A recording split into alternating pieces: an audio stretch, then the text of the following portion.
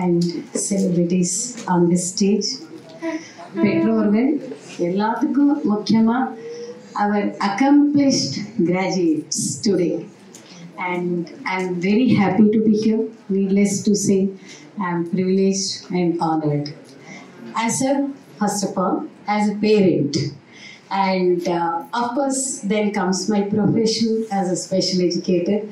Thanks once again to Dr. Balabhaskar sir and the whole team here for inviting me and giving me this opportunity. And as I see a lot of my young students here, I go back to the memories 30 years ago when my son was born, and we didn't have any idea at that time. Probably I will also tell in Tamil. 30 வருஷத்துக்கு முன்னாடி எனக்கு குழந்தை பிறக்கும் போது செர்வல் பால்சின்னா என்னன்னு தெரியாம இருக்கிற ஒரு stage. And also we lived in Kanchipuram, which was still a village. Of course, now it looks like a town, but it was a village.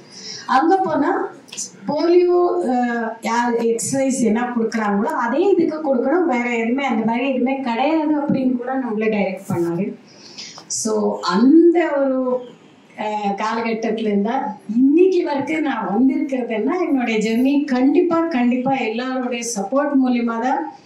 Especially இந்த கூட்டத்தில் நான் சொல்லியே ஆகணும். I am really grateful to doctor Balabhaskar.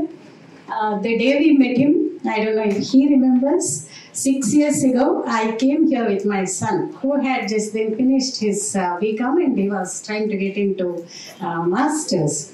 அப்போ Balabhaskar sir சொன்னாங்க, நீங்கள் இவ்வளோ potential இருக்கும்போது நிறைய பண்ணலாம், நீங்கள் சும்மா பிகாம் எம்காம் பண்ணாமல் பிஹெச்டி பண்ணுவீங்க, டிஃப்ரெண்ட் எக்ஸாம்ஸ் எழுதுவீங்க, குழந்தைய இன்னும் நீங்கள் சேலஞ்சாக எடுத்து அவர் இன்னும் முன்னாடி கொண்டு வரலான்னு சார் தான் சொன்னாங்க.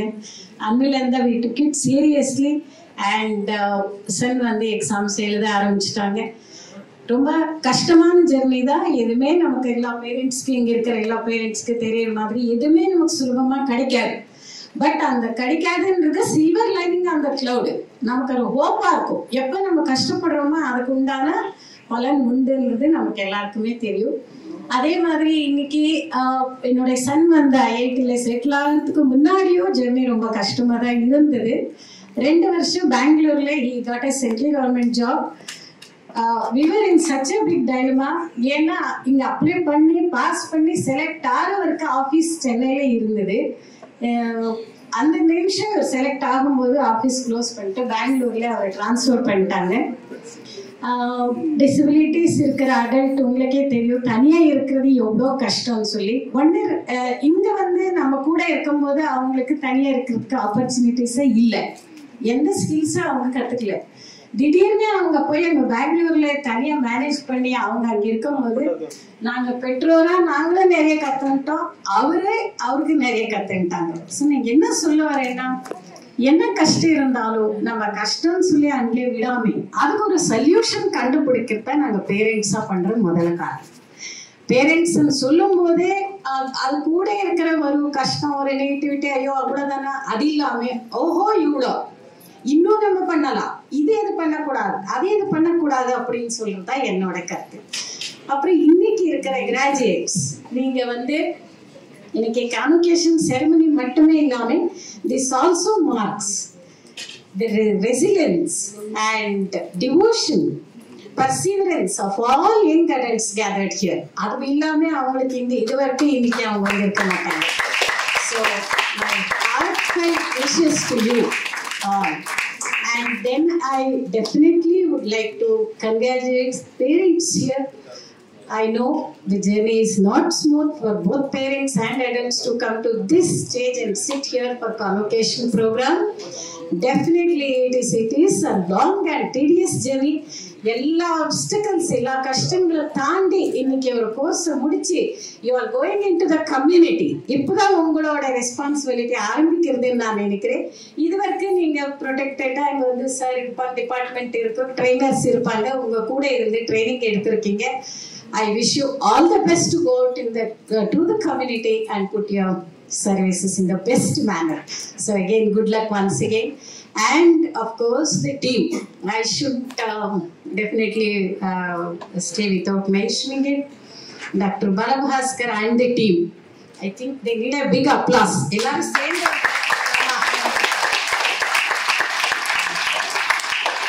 என்ன tireless effort. நான் ஒவ்வொரு தடவை whenever I walk into INPMED, I come in a gap of 3 to 6 months and I see one new program coming up and one new thing going on.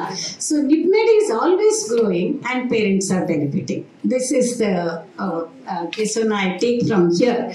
And in the team kana oru appreciation எப்பவுமே உண்டு.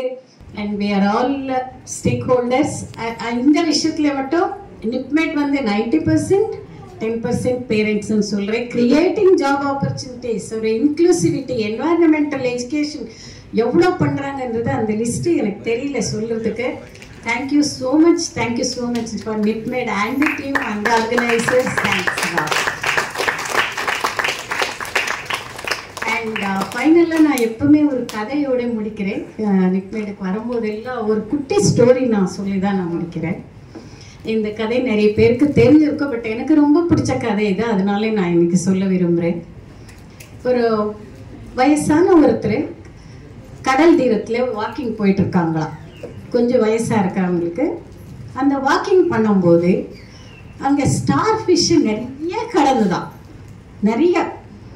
அதை அந்த கடல் பார்க்கும்போது இது என்ன இப்படி இருக்கு, இப்படி போயிட்டு இருக்கு, அப்படி இருக்கு, இப்படி இருக்குன்னு இவங்க பார்த்துட்டே இருந்தாங்களா, என்ன பண்றதுன்னு யோசிச்சுட்டே இருந்தாங்களா, ஒன்றும் தெரியாம திண்டாடிட்டு இருந்தாங்க. அப்ப ஒரு சின்ன வயசுல இருக்கிற யங் மேன், ஹீ வாக்கிங், அவரும் அந்த பீச்லயே வாக்கிங் பண்ணிட்டு இருந்தாங்க. அவர் வந்து இவங்களை பாக்குறாங்க. பார்த்துட்டு ஒரு நிமிஷத்துக்குள்ள அந்த ஒவ்வொரு ஸ்டார் ஃபிஷ்ஷா எடுத்து கடலுக்குள்ள போட ஆரம்பிச்சிட்டாங்க. எவ்வளோ இருக்கு ஸ்டார் ஃபிஷ், ஆயிரக்கணக்கில் இருக்கு. ஆனா இவங்க ஒன்னொன்னா போட்டுட்டு இருக்காங்க. ஸோ அப்புறம் அவங்க வயசானவர் கேட்குறாங்க, என்னப்பா உனக்கு பண்றதுக்கு வேற வேலை இல்லையா, இவ்வளோ ஸ்டார் ஃபிஷ் இருக்கீங்க, நீ இது எத்தனை ஸ்டார் ஃபிஷ்ஷா அதில் போட முடியும், எப்போ போட முடியும், எத்தனை வருஷம் டைம் வேணும் உனக்கு, இது நீ பண்ற காரியமா அப்படின்னு கேட்கும்போது அந்த யங் மேன் சொன்னாங்களாம், நான் எல்லா ஸ்டார் ஃபிஷ்ஷையும் ஆயிரக்கணக்கில் இருக்கிற ஸ்டார் ஃபிஷ்ஷை எடுத்து போடுறேன்னு I didn't plan it. I am planning to just give life at one time, one life to one starfish. ஒரு ஸ்டார் ஃபிஷ்க்கு ஒரு லைஃப் கொடுத்தா எனக்கு போதும், தட் மேக்ஸ் தி டிஃபரன்ஸ் அப்படின்னு சொன்னாங்களா. அப்படின்னா அங்கேருந்தா நம்ம கருத்தை என்ன கொண்டு போனோம்னா, நம்ம குழந்தைகள வாழ்க்கையில், நம்ம அடல்ட்ஸ் வாழ்க்கையில் ஒரு ஸ்டெப் அவங்க அச்சீவ் பண்ணாலே that makes a total difference. So thank you so much for inviting me again, and all the best parents and organizers. Thank you.